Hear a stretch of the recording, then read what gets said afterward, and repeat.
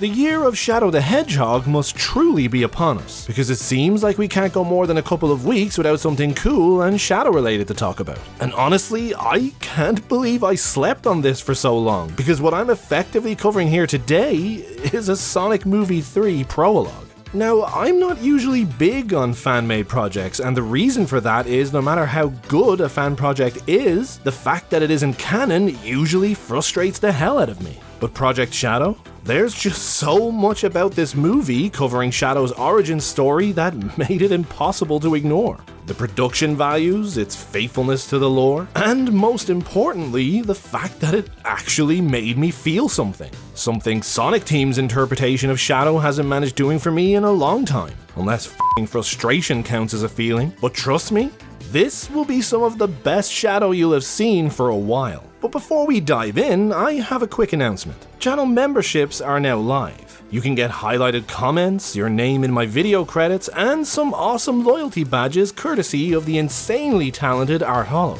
So if you want to support the channel, you can now sign up. All of your help is much appreciated and helps me continue making videos for you guys. If not, that's totally cool. But make sure to like and subscribe, as that really helps me out too. Anyway, as I said the last time we had some cool Shadow stuff to talk about, let's put on our air shoes and get after it, shall we?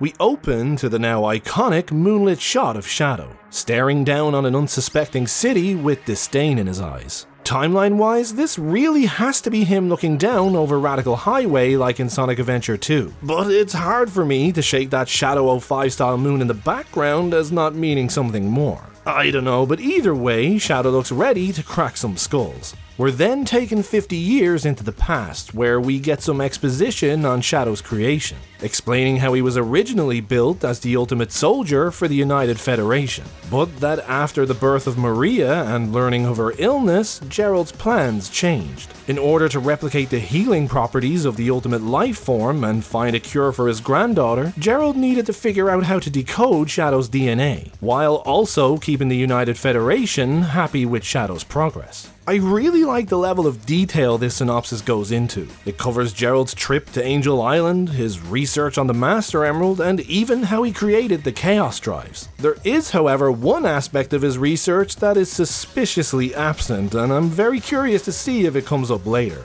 Also, holy shit, the Bio Lizard. It's crazy that this is only a 20-odd minute short, yet somehow they fit all this cool stuff in. Next, we cut to Shadow and Gerald looking down on Earth through the now famous Arc window. It's strange to hear Shadow so enamored with Earth. He thinks it's beautiful, and that's doubly sad when we all know where this is going. He ends up hating the Earth and everyone on it. And it's easy to see how when you listen to Gerald's cynical musings about the human race. We are always trying to find something to destroy one another. He's not wrong. It's easy to see why he's in such a cynical mood though, as he goes on to explain to Shadow that there's still no progress with decoding his DNA. Shadow's guardian angel relationship with Maria is already obvious, and you can tell he feels entirely responsible for her well-being. A cure for her illness that prevents her from living on Earth lies within his very being, and while he waits for his purpose to be realized, he makes it his mission to keep Maria smiling and in good spirits. This movie does a fantastic job at showing Shadow and Maria's relationship in the way most of us long-term fans have always seen it in our heads. Sonic Adventure 2 did an awesome job at showing us the importance of their relationship through Shadow's actions and flashbacks, but this movie spells it all out in detail, and it's just as wholesome as we all imagined. There's definitely some movie Sonic inspiration in this montage with Shadow and Maria. Splashing her while brushing his teeth, combing her hair at light speed, cheating off her homework, and scoffing food down like a beast. These are all very much things you could see movie Sonic doing, especially with the sound effects and facial expressions used. And it's just great to see Shadow actually getting to show his caring side and cracking a smile from time to time. The whole thing is very wholesome. I also loved Shadow's doodle of Maria with Eggman's goggles, which moves me nicely into the Air Shoes commercial. I spent the whole movie so far wondering where the hell Shadow's air shoes were, and now we actually get an insight into their creation through a commercial for the product, with a nice little cameo from Eggman via Mike Pollock's narration. That was a nice touch. Another thing I love about this movie is Gerald's cheesy, over-exaggerated gestures. It just puts me in mind of the wacky and eccentric Eggman mannerisms in the adventure games, or even Jim Carrey's take in the movies. I like the attention to detail, and it really helps tie this short into the movie universe that bit more. Gerald in this movie is a lot like Jim Carrey's Robotnik and Santa had a baby. That's a lovely image for you right there, but I'm sorry. His delivery is so much like Jim Carrey, and as I said, they share a lot of those over-the-top mannerisms. But he's also a really nice guy and likes giving gifts. See, it wasn't that weird an analogy. Gerald clearly considers Shadow a part of his family, and I thought framing the air shoes as a gift to thank him for taking care of Maria was super wholesome. That word's probably going to lose all meaning by the end of this. Shadow getting his air shoes was really nice to watch, and again, his innocence instantly puts me in mind of Movie Sonic. It's great that we get to see Shadow as a wide-eyed kid, because it puts into sharp focus just how messed up he was by his past. Even the most emotionally stable present-day Shadow is never this outgoing, and I think that's because even when you move on from something like this, there are some scars that just never heal, which makes this time in Shadow's life as special as it is tragic. Gerald making Shadow a part of the family doesn't go unnoticed by Gunn though. Watching Shadow's progression on the arc, they show open animosity for him, saying this freak is supposed to be the world's top defender, yet Gerald is turning him into a fluffy pet. So the seeds are already sown for Gunn being unhappy with Project Shadow.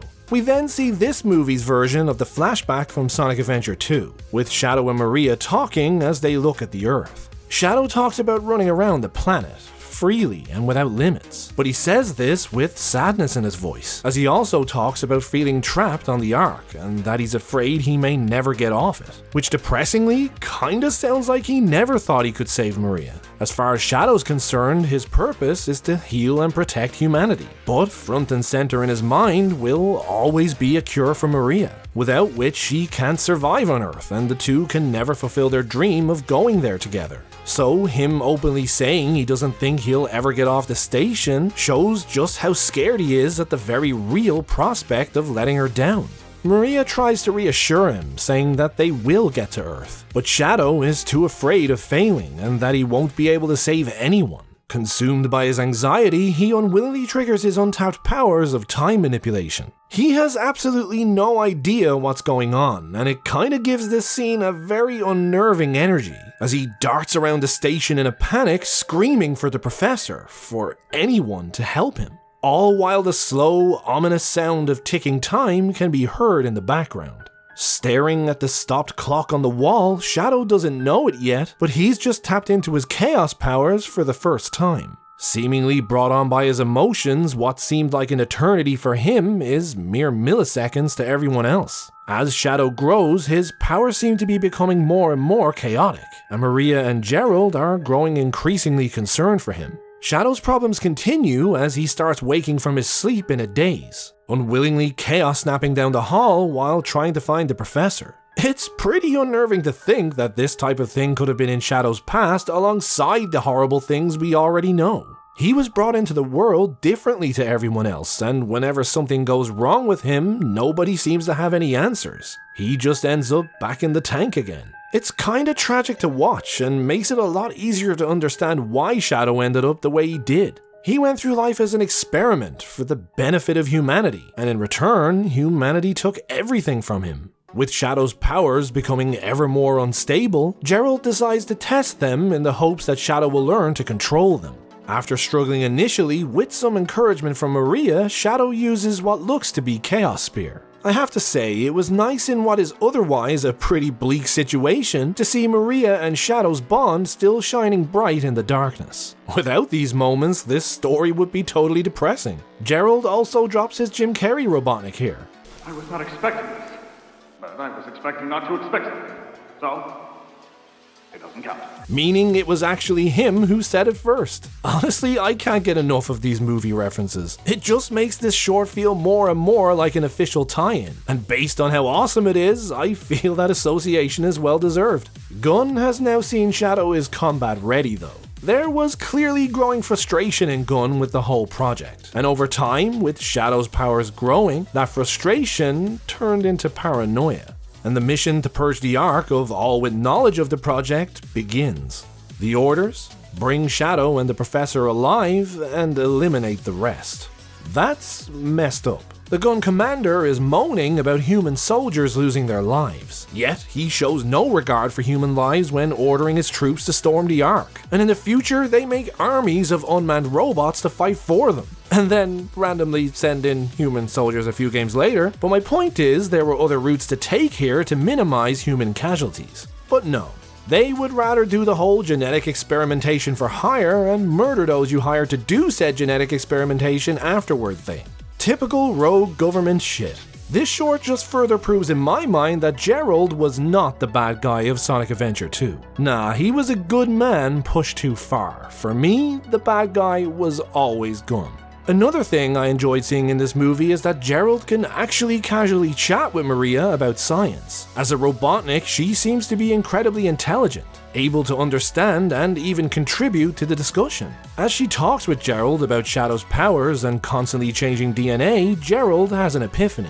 The inhibitor rings are just what he needs to hold Shadow's DNA in place so he can decode it, putting a stop to Shadow's fluctuating chaos energy and finally finding a cure for Maria. Not to mention completing Shadow's outfit while also offering a pretty cool explanation for their origin. Hearing that these rings could be the key to curing Maria, Shadow can barely contain his joy, describing them as a dream. Maria and Shadow finally talk with hope again.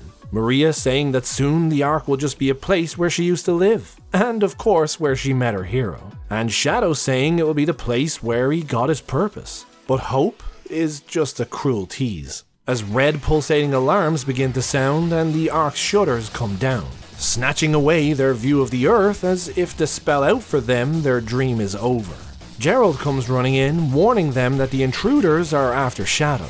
He asks Shadow to hurry and take Maria to the ejection pod, but they are interrupted by the Intruders who, as we all knew, are gun soldiers. They say that they're here to take Gerald and Shadow into custody and that they both must surrender immediately.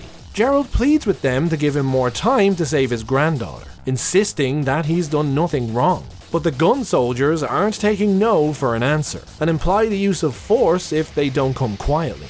Shadow isn't having any of that though. Like a badass, he chaos snaps between the soldiers and his family and demands they drop their weapons. But obviously these soldiers don't know what they're dealing with as they foolishly try to just shoot Shadow, who, very reminiscent of movie Sonic, is fast enough to pretty much block and deflect every single bullet with ease. And hey, maybe he figures if he copies Goku, people might finally stop comparing him to Vegeta. We also get a nice reenactment of that Shadow of 5 Chaos Snap on the foolish soldiers. And I have to say, I'm glad this scene is finally getting the recognition it deserves. Even Sega knew the Chaos Snap was too cool not to bring back. It comes to a point where, after beating them, one soldier just won't quit and pulls a gun on Shadow. And for the first time, we see Shadow's anger overcome him. These animals have broken into his home and are threatening his family, and he's ready to do whatever it takes to protect them. He is quickly talked down by Joao and Maria, but it was still interesting to get that moment for him, showing that while nature is always going to play a big part, nurture is also a huge part of what shapes Shadow.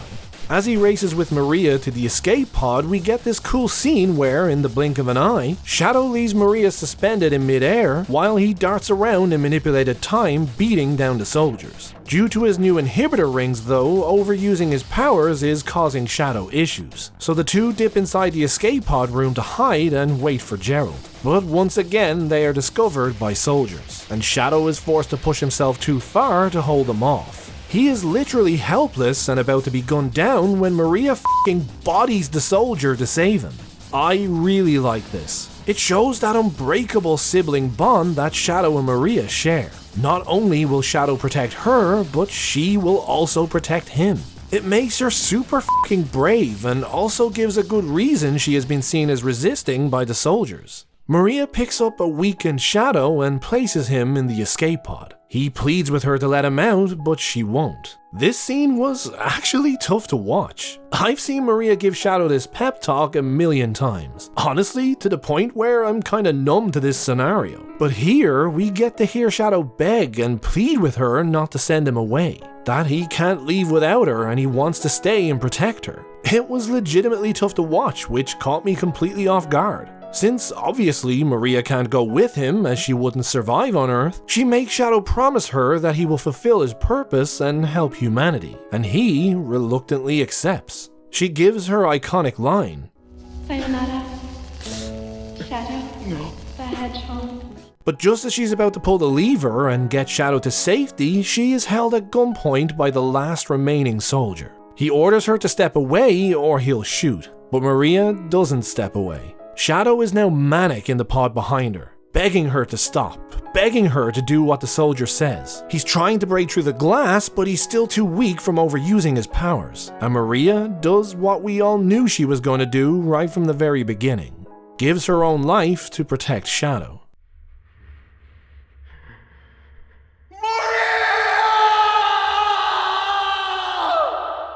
With a single tear rolling down his cheek, Shadow is ejected from the Ark, holding his head in his hands as he falls to Earth. We then hear this movie's version of Gerald's recordings from Sonic Adventure 2, and they have never felt quite so raw as they do here. Without his purpose, now he is sleeping. But someday he will wake up. Shadow will fill the world with darkness. Shadow will bring total destruction! Shadow's love for the Earth stemmed from his dream of one day sharing it with Maria. And with any chance of that ever happening now stolen away from him, it's pretty easy to see how Gerald's dark evaluation of humans changes Shadow's perceptions of everything. The United Federation created the world's strongest weapon, and then through hubris and paranoia, aimed it at itself. I honestly can't get over how good this movie was. Like, 100% it could serve as an official prologue to the third movie. I know, it's probably a pipe dream to think the third movie will be anywhere near as raw as this, but it still definitely stands tall enough. And I would nearly go as far as to say is essential viewing before the official movie, especially if you're unfamiliar with Shadow's backstory. The post-credit scene leads perfectly into the present day and a more than ideal pick-up point for Sonic Movie 3. Although, while I'm 100% convinced that Moon is just there as a Shadow 05 reference, and Shadow is in fact looking over Radical Highway, we do muddy the timeline waters a bit with Black Doom reaching out to him. Looks like he didn't tell you everything. He, I'm guessing, being Gerald, and everything being Black Doom's daddy juice being used to create him. But I think Shadow fans got the absolute best of all worlds with this movie, getting back both a badass fighter and a Shadow with some emotional depth. It portrayed perfectly his bond with Maria, and even fleshed out his dynamic with Gerald, giving us a glimpse of a cute little family we could only ever guess at. It also gave you all the thing you find most important: innocent young girls getting shot, evident by the fact that the most replayed part of the whole movie was Maria's death. We are a bunch of sick degenerates, aren't we? I'm still a piece of garbage. But now I want to know what you guys think. Did you enjoy Project Shadow as much as I did? How adorable was Shadow, Maria, and Gerald? Because you did find them adorable, didn't you? And does this mean we now get to see Maria get shot 3 times in 1 year? Or did you maybe find some issues with this short that I couldn't? Let me know your thoughts in the comments. Don't forget to like and subscribe and turn on notifications to see more from me. If you'd like to support the channel and see your name in the video credits, you can check out my Patreon or now become a channel member. Your help, as always, is much appreciated. But for now, a big thank you for watching. And as always, guys, take care.